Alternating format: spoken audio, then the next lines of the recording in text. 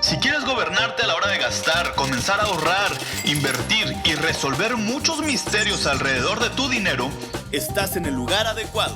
Yo soy Daniel Urías y te doy la bienvenida a Cultura Financiera, el podcast, la forma cool de escuchar a tus finanzas personales. ¡Comenzamos! Hola, mis queridos y queridas culturicuates. ¿Cómo están? Espero que muy bien. Vamos el día de hoy a platicar acerca de un tema muy interesante que tiene que ver con algo que a muchos, a muchas les da dolor de cabeza, y es el cómo cambiar ciertas conductas de nuestra vida cotidiana en cuanto al dinero se refiere. Y a veces incluso no necesariamente tiene que ver con el gasto en sí, con la administración, con el presupuesto. Son hábitos, son conductas, comportamientos de nuestro día a día que aparentemente no tienen relación con nuestro dinero, pero no es que uno sea metalizado, pero casi todo en la vida tiene relación con el dinero. Y ahorita lo vamos a platicar con un especialista en bienestar financiero que el día de hoy nos acompaña para esta conversación, y vamos a ver justamente el objetivo de esta charla es cómo le hacemos para cambiar algunos hábitos y conductas que probablemente nos estén impidiendo comenzar a ahorrar, por lo tanto, ni pensar ni mencionar el hecho de invertir, entre otras cosas que de repente nos anclan a una situación de malestar financiero. Fíjense, casi nunca utilizo ese término, pero creo que pues a veces vivimos en el malestar financiero, en la intranquilidad, en la inestabilidad, en esta preocupación de no llegar a fin de mes. Y mucho tiene que ver con nuestros comportamientos cotidianos, que insisto, la mayoría estarán vinculados también a nuestra situación financiera. Pero para hablar de este tema el día de hoy nos acompaña nada más y nada menos que Luis Cuevas. Él es especialista en bienestar financiero, creador de contenido, muy buen contenido, por cierto, especialmente, bueno, yo lo sigo muchísimo en TikTok. Tiene un podcast que se llama Libros y Dinero. En TikTok también comparte reseñas de libros que tienen mucho que ver con la parte del crecimiento financiero, con cambios ahora sí que cambios de hábitos, de conductas. También crea contenido para Instagram, Facebook y YouTube. Y pues te damos la bienvenida, Luis, para hablar de este tema el día de hoy tan relevante y que muchos andamos buscando cómo le hacemos para pues modificar nuestras conductas y seguir o empezar a crecer. Bienvenido. Muchas gracias, Daniel. Un gusto estar por acá de nuevo y hoy compartiendo algo que tiene que ver con cómo puedes mejorar hábitos financieros. Lo vamos a dividir en 3 partes. Primero viene el tema de hábitos. La segunda parte es el tema de cómo puedes disfrutar más de tu dinero sin gastar más. Y ojo, son ideas poco usuales, son de estas ideas que, de hecho, estas son las que en TikTok y así se vuelven virales porque no tienen que ver con una estrategia financiera clásica, o sea, no tiene que ver con números, tiene que ver más con psicología.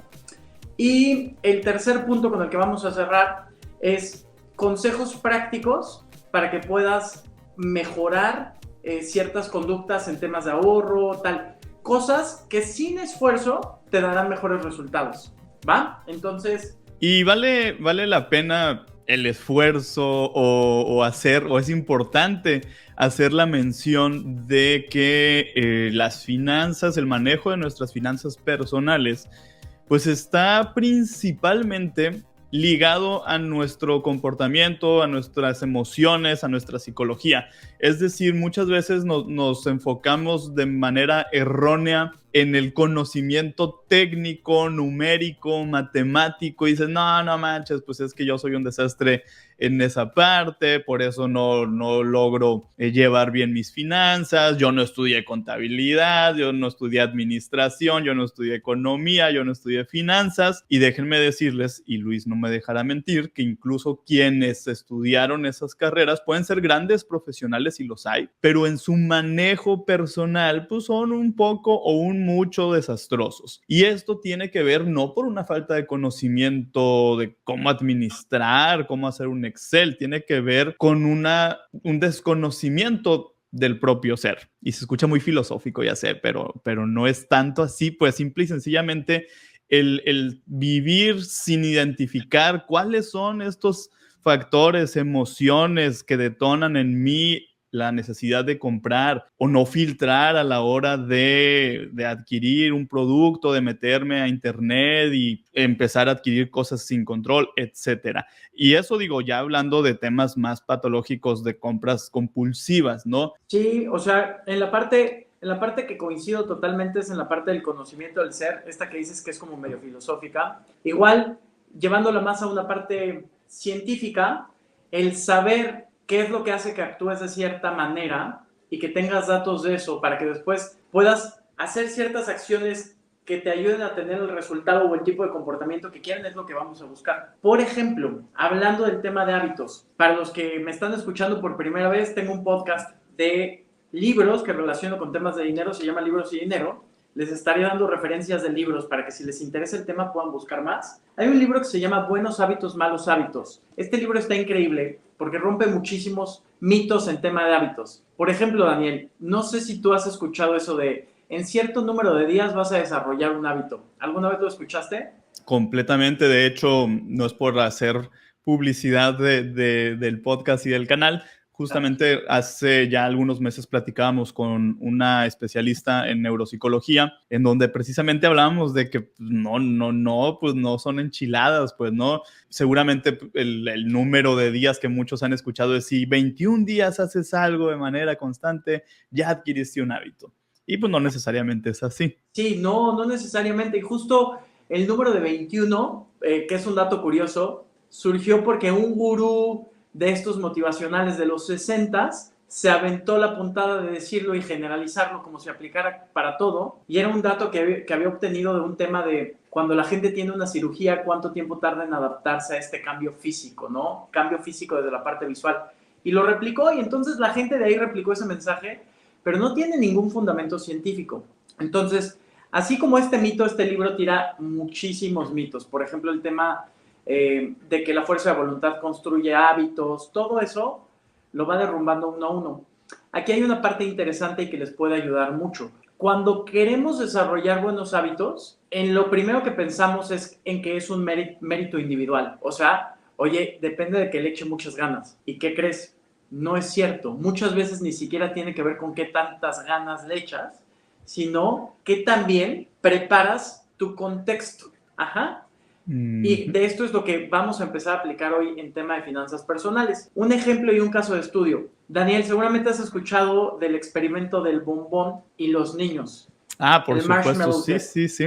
Claro, donde te dejaban un bombón siendo un niño de X edad y te decían, ok, me voy a ir y si no te lo comes, regresando, te voy a dar uno más. Sí.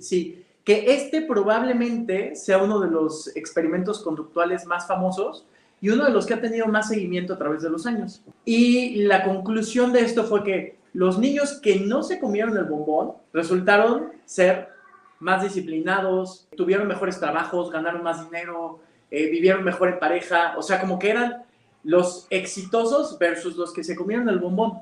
Y los que se comieron el bombón tuvieron temas de salud, sobrepeso, incluso temas de adicciones en una proporción más alta. Entonces, la conclusión ahí fue que hay que desarrollar la fuerza de voluntad para no comerse el bombón. Bueno, eso fue lo que muchos pensamos. Cuando leí este libro, Wendy Wood, que es la autora, que es la autoridad científica en el tema de hábitos, la número 1, a veces me recomiendan otros libros de hábitos que son muy buenos y muchos toman referencia a los estudios de esta mujer. Lo interesante de los niños que no se comieron el bombón es lo que hacen. Eso es una parte en la cual no muchos se fijaron. Y lo que hacen los niños que no se comieron el bombón es que muchos de ellos se distraen. No ven el bombón, se voltean, cantan, cierran los ojos. ¿Qué es lo que nos enseña esto? Que mucho depende del contexto. Si tú te quieres poner a dieta, ¿qué va a ser más fácil para que no comas galletas? Tal vez te encantan las galletas. Que veas las galletas y no te las comas, o mejor no comprar galletas y que ni siquiera tengas galletas en tu casa y que cuando bajes solamente tengas jícama, y apio. Pues si tienes eso es lo único que vas a comer, ¿estás de acuerdo? Es correcto, sí, por supuesto, estás generando un cambio en el contexto, digo, ahora sí que refraseando o repitiendo lo que tú nos dices, no me voy a exponer a lo mismo que ya hacía, o voy a tratar de exponerme lo menos posible.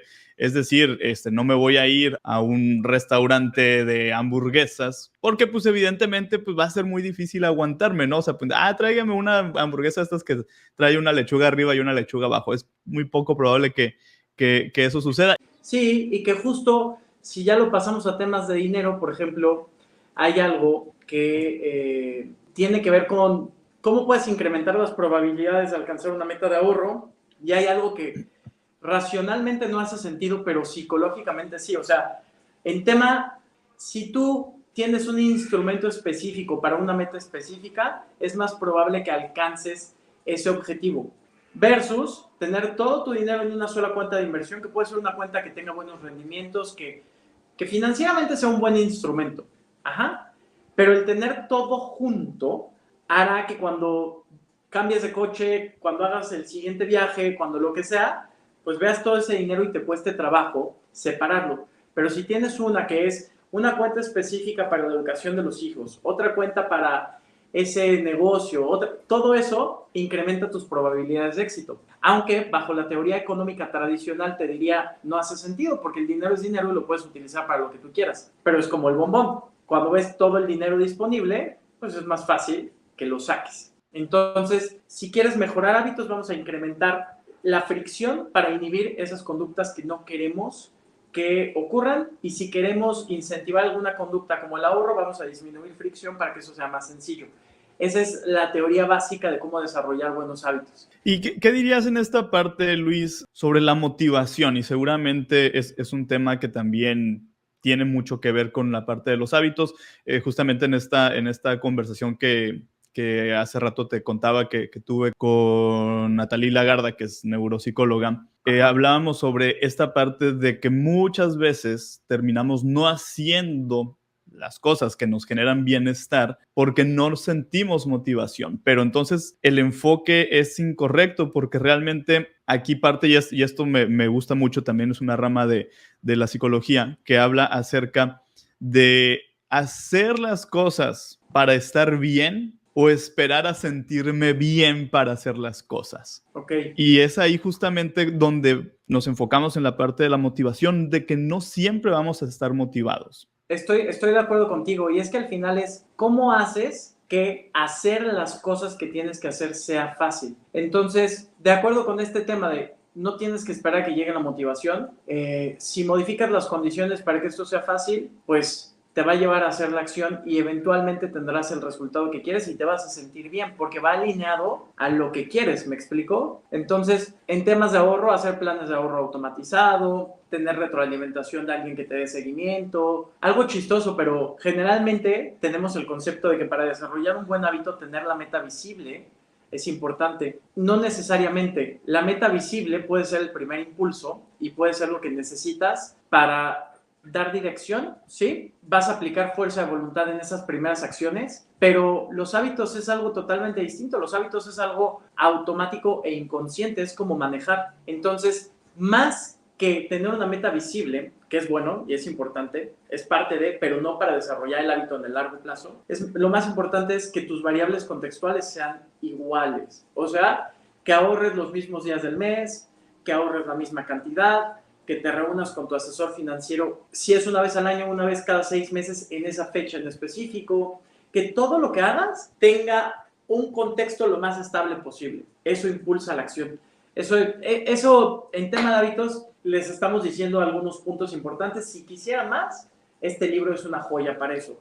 Y lo mencionamos también para quienes nos están escuchando. El libro se llama Buenos hábitos, malos hábitos, de Wendy Wood, y aquí en pantalla también les estamos compartiendo los títulos y autores de los libros que está citando Luis Cuevas, y ahorita vamos a ver un par de libros más que están sumamente interesantes. Y ahora, Luis, si te parece bien, vamos a platicar estos casos que son poco usuales y que nos permiten ahorrar. ¿Cómo están estos casos? A ver, cuéntanos. Ahí te va una idea que la primera idea es bastante controversial. Una forma en la cual puedes disfrutar más de tu dinero es invítale la cuenta a tus amigos. Puedes hacer, ahí te va, sé que es controversial, es más, ya vi los ojos que van así como, no va de acuerdo a cultura financiera. Dan Ariely, autor del libro Dollars and Cents, en español Las trampas del dinero, incluso nos recomienda hacer como esta ruleta rusa de tarjetas de crédito. Para los que no sepan qué es la ruleta rusa, cuando tomas un revólver en el cual solamente hay una bala, jalas el gatillo. Le diste vuelta al... Ajá, y si no te toca la bala, pues ya te salvaste. Si sigues pasando ese revólver, eventualmente a alguno le tocará. Ajá, entonces eso es lo que hacen con las tarjetas, poner todas las tarjetas y que uno pague la cuenta de todos. A ver, les explico la lógica de esto. Existe algo que se llama el dolor del pago. Ajá, y ahorita que mencionaste todo este tema de neurociencias, así, eso también me gusta mucho. Lo que nos dice Dan Ariely es que hoy, gracias a la tecnología, a imágenes, obtenemos imágenes a través de resonancias magnéticas y sabemos qué es lo que ocurre en nuestro cerebro cuando hacemos cierta actividad. Cuando pagamos, se activa la misma zona del cerebro que se activa cuando experimentamos un dolor físico. O sea que literalmente la experiencia de pagar representa un dolor físico. ¿Qué es lo loco de esto? Cuando vas a pagar la cuenta de un restaurante, después de que disfrutaste, la pasaste muy bien, cuando pagas, el cierre de la experiencia es un dolor del pago. Ajá. Entonces, lo que nos dice Dan Ariely, y todo esto ya sabes, me encanta porque le meten medición, matemáticas, método científico. Hay una gráfica en la cual, si ven el libro, y si no se las platico, hay una gráfica en la cual el dolor del pago de cada cena, ajá, si digamos sales 4 veces con tus amigos, el dolor individual que experimentas al pagar tu parte, o sea, dividimos la cuenta entre todos y pago, acumulo 4 cenas, es grande. El dolor del pago que experimentas al pagar una sola cuenta total de 4 personas, es menor que el acumulado de 4 veces el pago de tu cuenta individual. O sea, vas a disfrutar más si en vez de pagar cada que sales con tus amigos tu parte, que pagues una sola vez y las otras no pagues. Eso es lo que nos dice. Psicológicamente tu experiencia de placer va a ser más grande. Hay un experimento que lo hizo Dan Ariely, y es un experimento que hizo con una colonoscopía en los 80s. Esto para todos los que son amantes del marketing les va a fascinar. Las experiencias tienen 2 puntos de recuerdo, digamos 2 puntos máximo. El punto en el cual la experiencia está en su mejor momento y el cierre. En esta colonoscopía tomaron 2 grupos. En el primer grupo hicieron la colonoscopía normal, tuvieron puntos de dolor altos y acabaron la colonoscopía. En el segundo grupo hicieron algo interesante. El punto de dolor máximo no fue el cierre. Llegaron al punto de dolor máximo y después bajaron el dolor e hicieron que esperaran unos minutos más. Dolor menor, pero unos minutos más.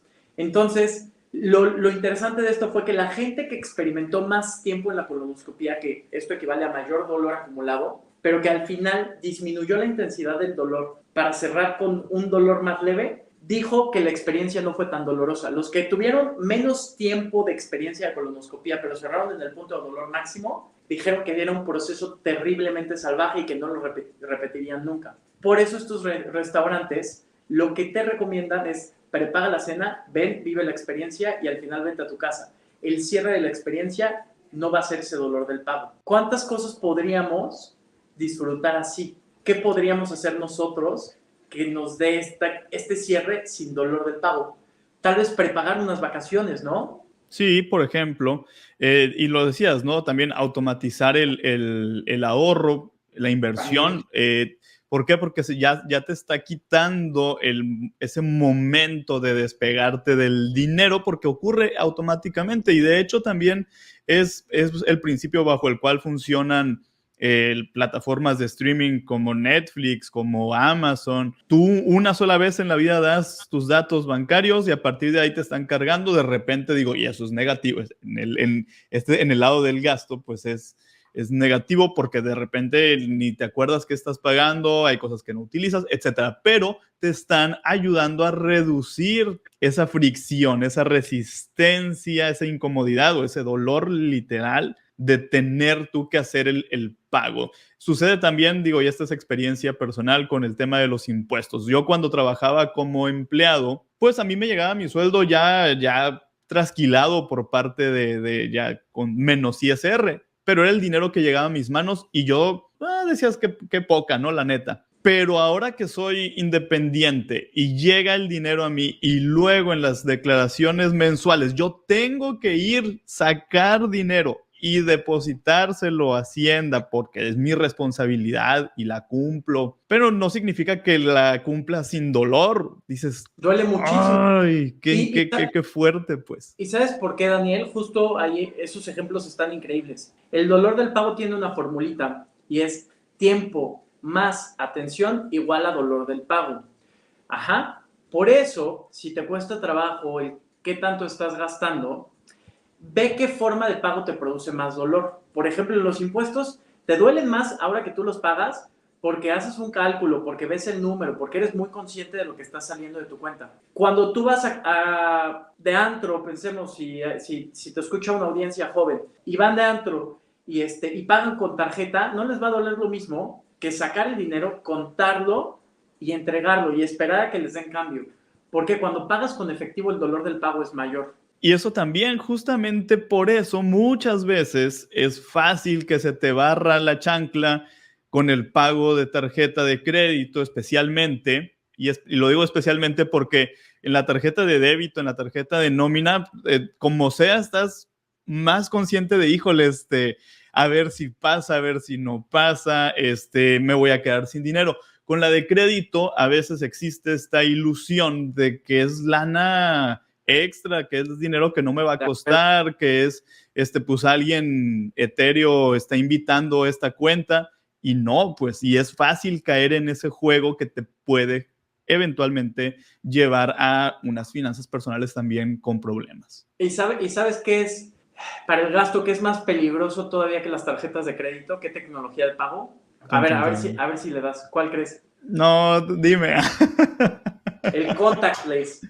¿Por qué? Porque, a ver, piénsalo así. Sí, no le iba a atinar porque digo, nada más tengo una sola tarjeta contactless y ni siquiera he vivido todavía la experiencia, pues no me he encontrado con ninguna terminal que me la reciba. El contactless hasta con el Apple Watch, ¡tuc! Y ya pagaste.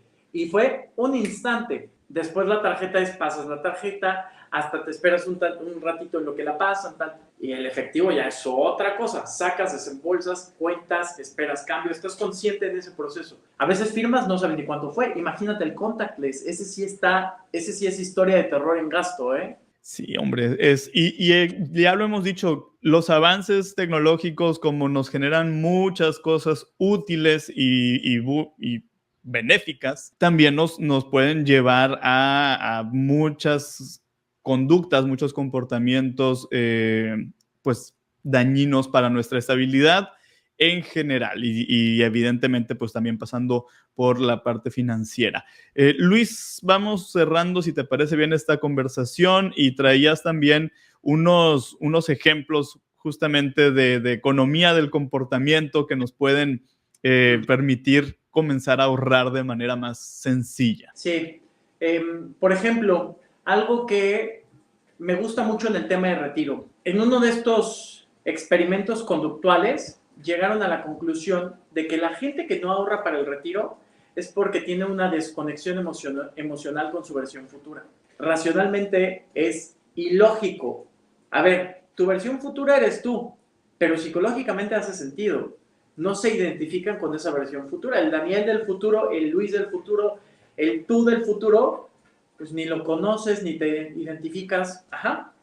Bueno, sí lo conoces, eres tú, pero en tu versión de 65 no. Entonces, existe una causa que te puede ayudar a mejorar la experiencia del ahorro para el retiro. Tienes que generar esa conexión emocional. La causa es tener un diálogo con tu yo futuro. Ese diálogo con el yo futuro, en Estados Unidos, en algunas firmas financieras, lo hacen a través de una inteligencia artificial, una versión digital de tu yo futuro, y tienes un diálogo. Nosotros no tenemos esa tecnología, pero tenemos algo igualmente efectivo. Lo que puedes hacer es escribirte una carta de agradecimiento de tu yo futuro a tu yo presente. Esas dinámicas que tal vez las hiciste en la escuela en algún momento o en algún trabajo, tal vez intuitivamente alguien dijo que es una buena idea, hoy tiene respaldo científico y sí, genera una conexión con tu yo futuro.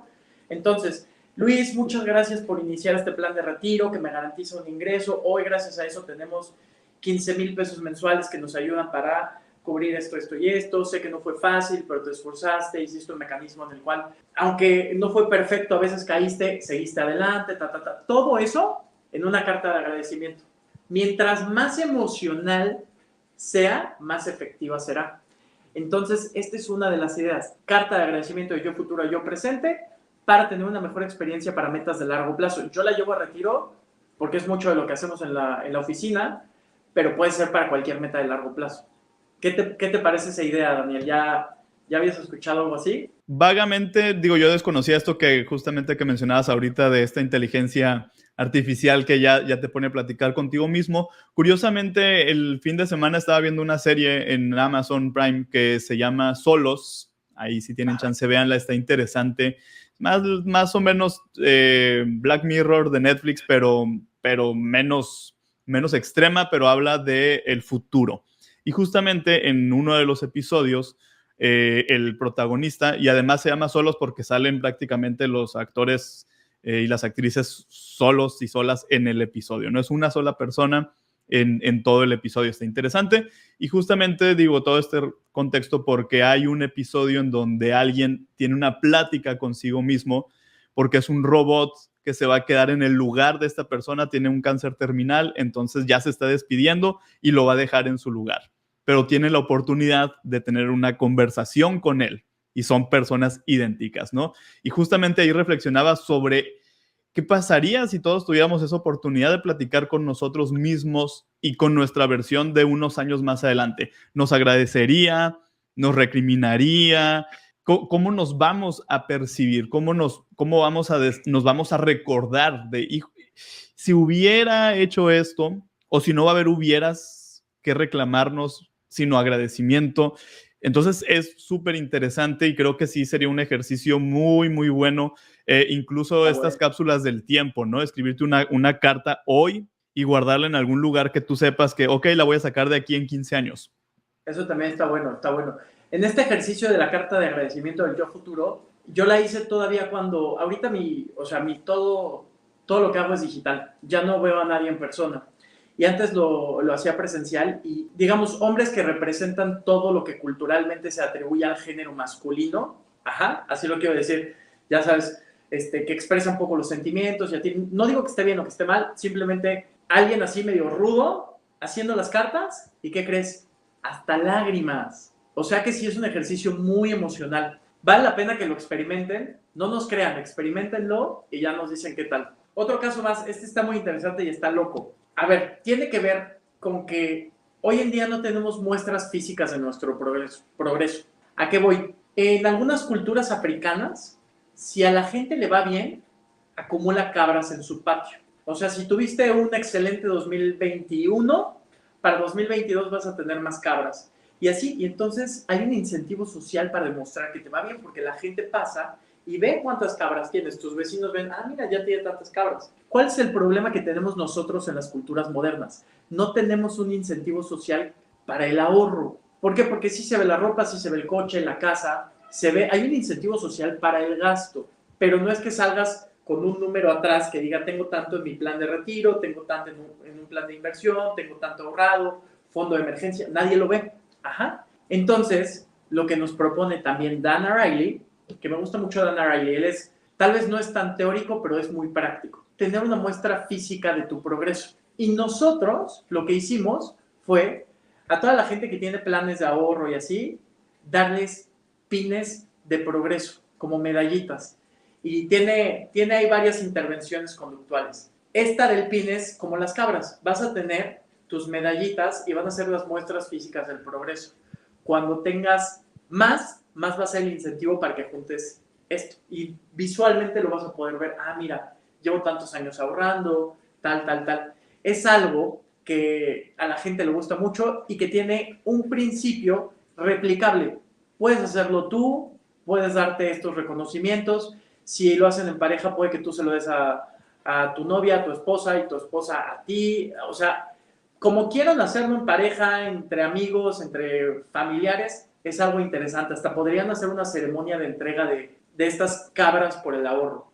Sí, y ¿Sí es, me por explico? ejemplo, sí, por supuesto, lo hace Duolingo también, que Duolingo te va dando eh, pues estas como insignias por días de rachas cumplidas y de repente, o sea, si te quitan la racha que llevabas, o sea, faltaste un día, es una catástrofe porque perdiste ese reconocimiento, Sí, ¿no? Sucede también con el Apple Watch, por ejemplo, igual te da insignias. Ah, ok, 7 días cumpliste haciendo ejercicio. Te mandan una medalla totalmente inútil, intangible, pero pero la está, ves y es, dices, es, ay, qué bonito, lo logré. Y de verdad que funciona porque, y digo, dependerá, hay muchas personalidades y hay a quienes les va a servir más que a otras personas, pero, por ejemplo, a mí me funciona bastante saber que tengo que cumplir la racha. Y sí, entonces eso me ancla a incluso, ¿no? Ah, pues te tienes que parar X número de veces en el día.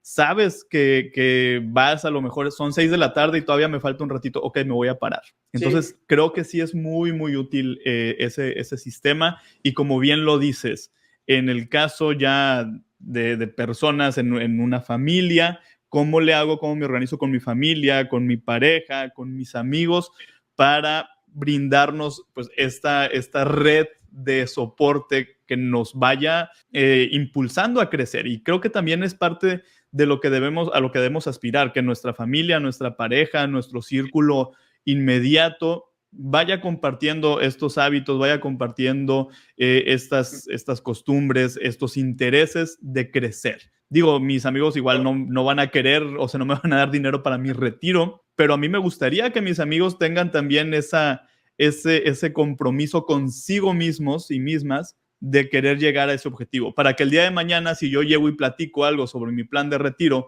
en una fiesta con amigos cercanos, no me tiren al loco, no digan, ah, ya va a empezar que se calle. Creo que es interesante también, y bien lo decíamos al principio en la parte de la adquisición de hábitos, eso nos lleva al principio de esta plática. Si queremos adquirir buenos hábitos, dejar hábitos negativos, tenemos que comenzar a trabajar en modificar nuestro contexto. Y cuando hablamos de contexto es desde las galletas que tenemos en la alacena, incluso en algunas ocasiones hasta las relaciones interpersonales. Me acabas de dar una idea, me acabas de dar una buena idea. Sí, eso de involucrar a la gente, ahí me diste una buena idea. Y sí, o sea, es que eso es, imagínate si el digital tiene impacto, en el nivel físico todavía tiene otro nivel. Y no es aleatorio, ¿eh? O sea, todos estos casos de Duolingo, esto que compartes, el Apple Watch tiene estudios de comportamiento humano, entonces no es coincidencia. Perfecto, Luis, pues vámonos ya, si te parece bien, a cerrar esta plática con el compromiso de que recopilemos información próximamente de otros libros, busquemos otro tema que sea igual de útil e interesante. No sin antes recapitulamos los libros que vimos el día de hoy. Fueron Buenos hábitos, malos hábitos de Wendy Wood y Las trampas del dinero de Dan Ariely o Dan Ariely, como le gusten ustedes decir. Échenles un ojo, adquiéranlos a conciencia, ¿no? Y al final no importa tampoco qué tantos libros tengamos, leamos, si no lo aplicamos. Recuerden que aplicar lo que aprendemos es fundamental para que los cambios se logren, y también muy, muy importante el hecho de aprender a conocernos. Esta sacudida que nos puede pegar el escribirnos una carta, porque constantemente nos estamos evadiendo y no queremos conocernos y no queremos meternos a ver qué traemos porque puede sentirse gacho. Y sí, a veces se siente gacho, pero descansa el muchacho. O sea, luego te vas a sentir mejor. Te vas a liberar, te vas a conocer, vas a aprender a controlar tus impulsos, vas a trabajar en tu fuerza de voluntad, en tu autocontrol, etcétera. Es muy, muy importante aprender a conocernos y también implementar los conocimientos que vamos adquiriendo, llevarlos a la práctica. De otra manera se queda en una anécdota que evidentemente pues está interesante, pero no sirve de mucho. Luis, con algo que quiera cerrar esta conversación. Pues agradeciendo, y lo más importante de esto, busquen cómo modificar el entorno para que hacer las cosas sea más fácil. Perfecto, muchísimas gracias. Luis, te encontramos en Instagram, Facebook y YouTube como Luis Cuevas 360, y también estás en TikTok y en tu podcast que es TikTok Luigi Caves con V para quienes nos estén escuchando, y tu podcast que la neta está muy bueno, por favor síganlo, no tiene pierde, libros y dinero. Espero que pronto nos volvamos a sentar a platicar. Sí, con mucho gusto, la verdad es que agradezco mucho la invitación, Daniel. Listo, pues mis queridos y queridas culturicuates, esta fue una plática que esperamos les resulte muy útil. Llévenla a la práctica, lo que les haya latido, lo que les suene útil, lógico. Yo soy Daniel Urías de Cultura Financiera. Hoy platicamos con Luis Cuevas, especialista en bienestar financiero, podcaster, creador de contenido. Síganlo, de verdad tiene información muy, muy valiosa. Nos despedimos, no sin antes recordarles que ahorrar, invertir y cambiar nuestros hábitos es bonito y está bien. Hasta la próxima. Y bien, queridos culturicuates, esto fue Cultura Financiera, el podcast. Esperamos que sigan avanzando en el camino del bienestar financiero y nos escuchamos en el siguiente episodio. Hasta la próxima.